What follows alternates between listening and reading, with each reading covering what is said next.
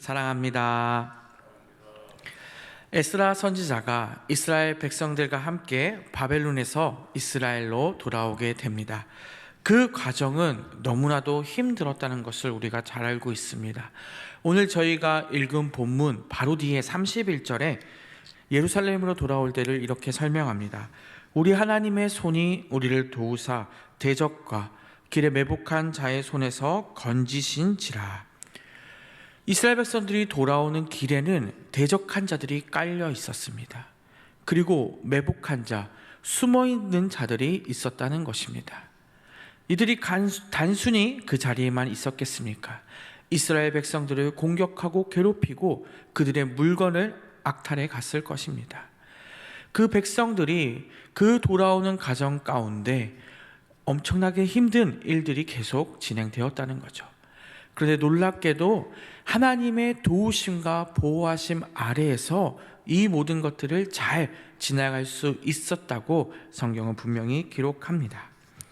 오늘 본문을 통해서 우리를 보호하시고 우리의 삶을 이끄시는 그 하나님께 감사하며 에스라의 기도를 본받는 시간이 되었으면 좋겠습니다. 오늘 앞부분의 21절을 보면 에스라 선지자가 이 이스라엘 백성들을 데리고 나올 때 금식하며 선포하고 기도하기 시작했습니다.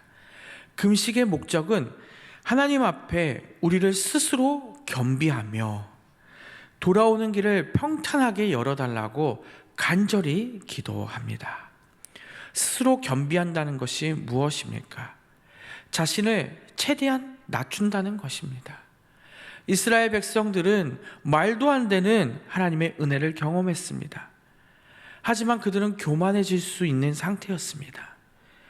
말도 안 되는 탈출을 시켜주시고 이스라엘 땅으로 돌아오는 놀라운 은혜를 받은 것이죠.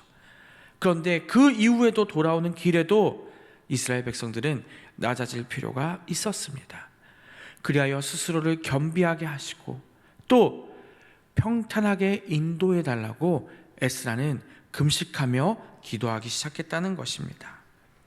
이 모든 것이 하나님의 은혜이니 내가 더 스스로 겸손해져서 안전하게 이스라엘 땅까지 갈 수 있게 해달라고 에스라는 지도자답게 선지자답게 열심히 기도하기 시작했습니다. 우리는 살면서 많은 기도의 역사를 경험했을 것입니다. 우리가 기도할 이유가 무엇입니까? 공동체를 위해, 또 내 자신을 위해 기도합니다. 또 우리는 특별히 간절히 기도할 것입니다. 간절한 기도는 하나님께 응답받을 것이고 기도를 통해 하나님이 역사하실 것을 믿습니다. 에스라는 이 기도의 힘을 너무나도 잘 알고 있었습니다. 22절에 우리 하나님의 손을 찾는 사람에게는 선을 베풀어 주실 것이라고 이 에스라 선지자가 고백합니다. 우리가 간절히 기도하며 하나님만 의지하며 하나님께 기도할 때 모든 문제를 해결해 주시고 보호해 주시고 우리를 환난 가운데 지켜주실 분이 하나님이심을 믿습니다. 그런데 우리는 살아가다 보면 실제로 이러한 기도를 하지만 실제로 삶에서 나타나지 않을 때가 많음을 고백합니다. 내 삶을 주님께 의지하고 기도해야 하는데 내 방식대로, 세상의 방식대로 기도할 때가 많기 때문입니다. 기도도 때로는 하지 않고 우리는 내 삶대로, 내 방식대로 살아갈 때가 많음을 고백합니다. 믿음 생활을 할 때 우리는 정말 실제로 하나님을 의지하며 살아가고 있습니까? 기도하고 있습니까? 아니면 내 스스로 이 일을 해결해 나가야 되는 것에 그러한 착각 속에 빠져서 살아가고 있지 않습니까? 우리는 인생을 살아가면서 하나님의 일을 할 때 하나님을 의지하며 하나님께 기도하며 실제적인 삶을 살아가는 우리 모두가 되었으면 좋겠습니다. 오늘 본문의 에스라는 강을 건너고 산을 건너기 전에 금식을 선포하고 간절히 주님께 기도하기 시작했습니다. 사역을 시작할 때 에스라 선지자는 먼저 나 자신을 높이는 것이 아니라 내가 이때까지 해왔던 것을 드러내는 것이 아니라 더 스스로 나를 낮추고 내 육체를 제어하면서 금식하며 기도하고 있다는 것입니다. 이렇게 기도할 때 응답 또한 나타납니다. 23절에 그러므로 우리가 이를 위하여 금식하며 우리 하나님께 간구하였더니 그의 응답하심을 입었느니라. 그 응답하심을 입었습니다. 그리고 서두에 말한 것처럼 많은 사람들이 공격해 오고 그 막 약탈을 당하는 그 가운데서도 하나님께서 건지셨다는 것을 이 에스라서를 통해 알게 됩니다. 우리의 인생길에서 오직 살아계신 주님만을 의지하기 원합니다. 때로는 앞이 보이지 않습니다. 그럼 더 간절히 기도해야죠. 하나님께서 나의 삶을 책임지시지 않는 것 같습니다. 그럴 때 더 기도해야죠. 우리는 힘들고 어려울 때 하나님을 더욱더 의지하고 그 삶을 실제적으로 사는 우리가 되었으면 좋겠습니다. 그렇게 살아갈 때 우리의 삶을 주님께서 인도하시고 승리의 길로 이끄실 줄을 믿습니다. 에스라는 간절히 금식하며 기도한 후에 24절에 보니 12명의 제사장을 세우고 지성소의 장식대 성물을 책임지고 운반하게 시키는 일을 하게 됩니다. 30절에 이 일을 레위인도 함께 시키는 것을 우리가 볼 수 있습니다. 이 중요한 일을 해 나갈 때 에스라가 그들에게 하는 말씀입니다. 28절에 너희는 여호와께 거룩한 자라라고 이야기합니다. 사실 사람들은 다 똑같습니다.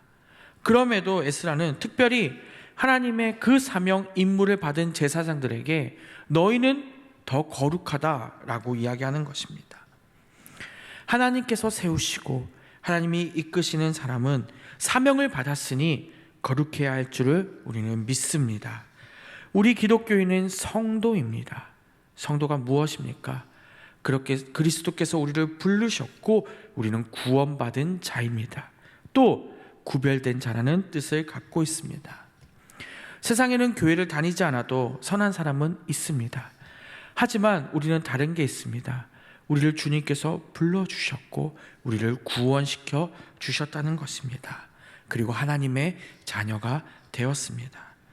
그렇기에 내가 거룩해서가 아니라 하나님께서 나를 자녀 삼았음에 더욱 감사하며 허물이 있을지라도 연약할지라도 넘어질지라도 주님을 더욱더 의지하며 살아가는 우리가 되었으면 좋겠습니다.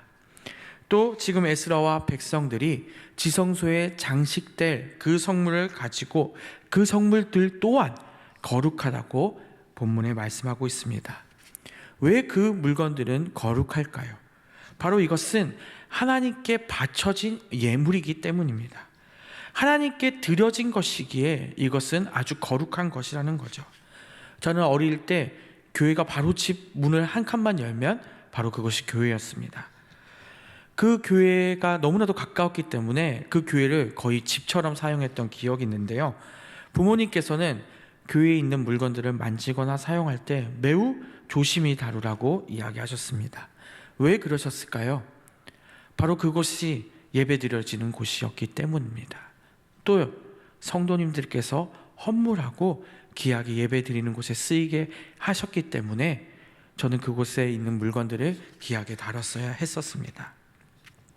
우리 역시 이러한 마음으로 거룩하게 예배드리고 기도하기 원합니다. 하나님의 자녀로 불러주심에 감사하며 하나님의 손에 의해 살아가고 있다는 사실을 기억하기 바랍니다. 이 은혜를 기억한다면 우리는 하나님께 더욱더 감사하며 하나님의 뜻대로 살아갈 줄을 우리는 믿습니다. 말씀을 맺겠습니다.